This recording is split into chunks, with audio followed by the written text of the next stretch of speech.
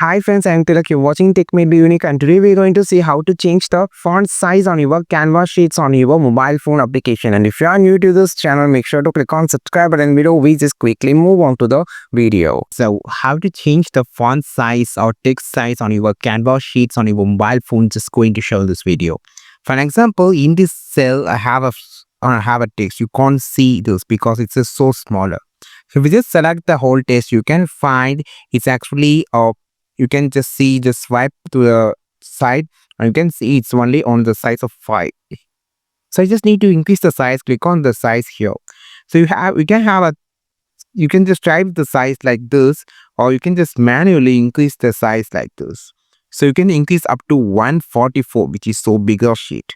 So this is how you just increase the size of your font on your canva sheets on your mobile phone. I think this video helped you a lot. Like this video, share this video, subscribe this channel, and if you're having any comment doubt about the canvas sheets, just comment below. I will make a video about it. We will meet on next video with the super valuable content. This is Tilak signing off from Tech May Be Unique. Have a wonderful and most beautiful day.